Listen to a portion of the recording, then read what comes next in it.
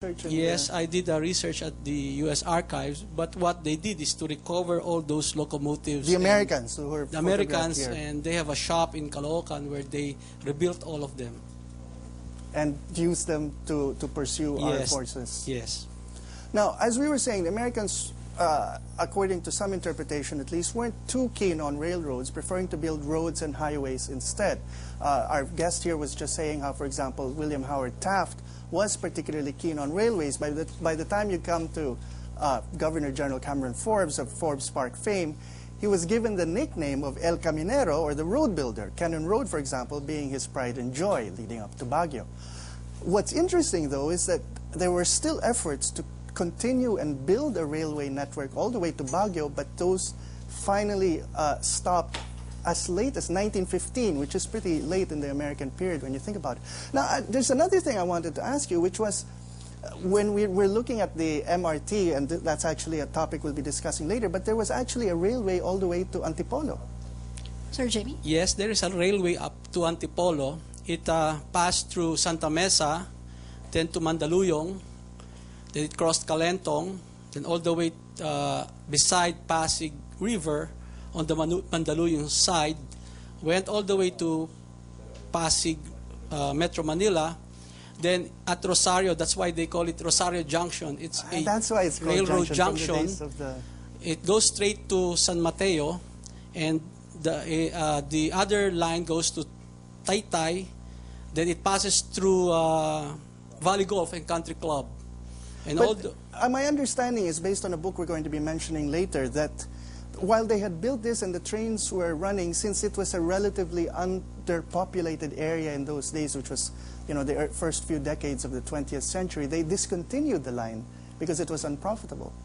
They discontinued the line because they had difficulty also of the trains going up Antipolo Mountain, and also they also stopped also the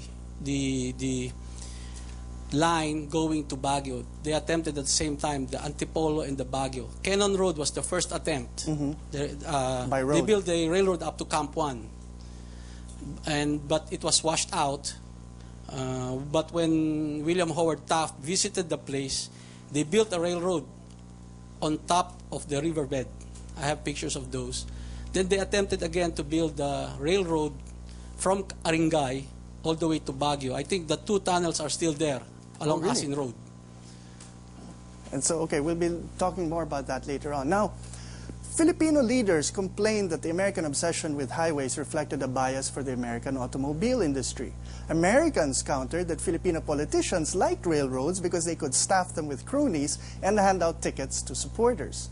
And so it went from the turn of the century to the 1930s, when executive control of the government finally passed to Filipinos and railroad planning could start in a big way. 70 years ago, in May 1938, half a kilometer from Del Gallego town proper in Camarines Sur, a golden nail was driven into a railroad tie. A railroad tie are those things that connect the two pieces of track together, marking the meeting point of the South and North Railroad lines, and so officially linking Manila and Legazpi City by rail.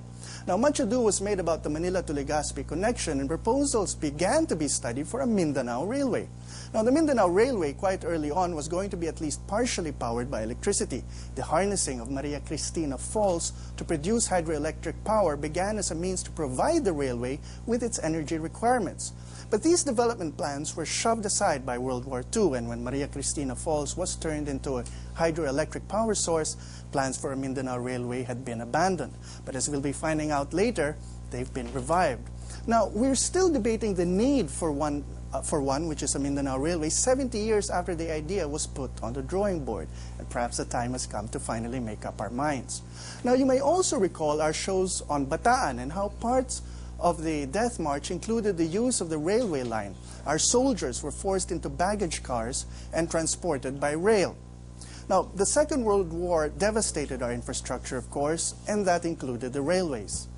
Now, some rehabilitation took place, patching up the Spanish and American era railway stations, and in the 1950s, when you see this picture here, when diesel locomotives were introduced, the expansion had been, the rehabilitation had pretty much been accomplished. And then in the 60s, we began bringing in Japanese rolling stock. Manolo, we have a comment over here. Last March the 12th, the Subcommittee on Railways had a meeting, the very first meeting of this Congress, the 14th Congress. Many of the members of that committee are from Mindanao, and quite understandably, they're upset about how Luzon has neglected everything's been going to Luzon, North Rail, South Rail, and all the rest of it. Now they're trying to figure out how they can get out of the clutches of Luzon by forming the Mindanao Railways Corporation, and they're studying that right now. Okay, so we will be able to ask you more about that later on. Now, the devastating weather of the early 1970s devastated the South Rail. President Marcos focused on highways and only made token efforts to patch up the South Rail. Now, for example, it was only rehabilitated in 1985, his last year in power. Now, soon after that, it deteriorated again, and North Rail did even worse, since Ilocos and everything in between got linked to Manila by ribbons of impressive concrete highways. Since the Ramos administration, however, our governments have recognized the benefits railways would make to commerce and commuting. And the biggest push in this direction has been made under the present dispensation, but accompanied by allegations of bribery and incompetence. But North and South Rail lead to and from Metro Manila. What about Metro Manila itself? A lighter variety of railroad is what we'll look at when we return.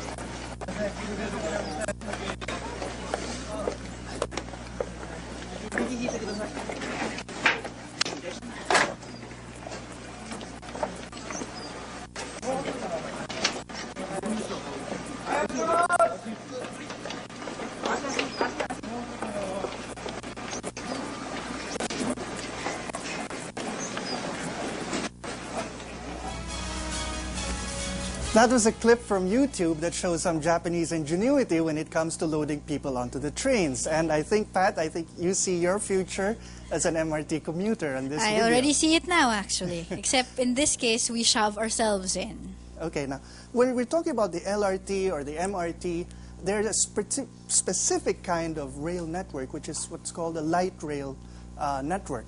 And they're basically the modern-day descendants of another legacy of Spain, which was the tranvía, or streetcar.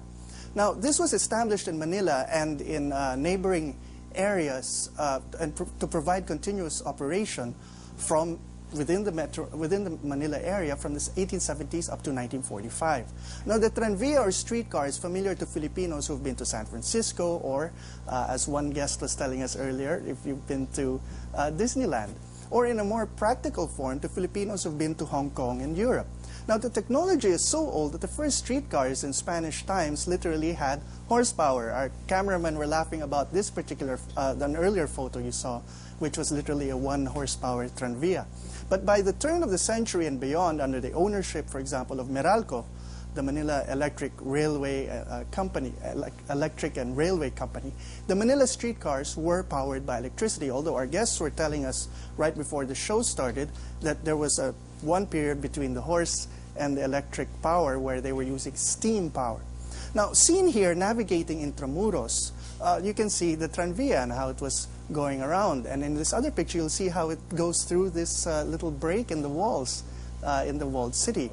And of course, from there, throughout the metropolis. Now, residents of the capital and its suburbs could travel by horse and buggy or automobile or by streetcar. And by the late 1930s, when this Philippines Free Press cartoon was already complaining about traffic and noise pollution, You also had what were called the autocalesas, the buses that began to take over from the Meralco streetcars.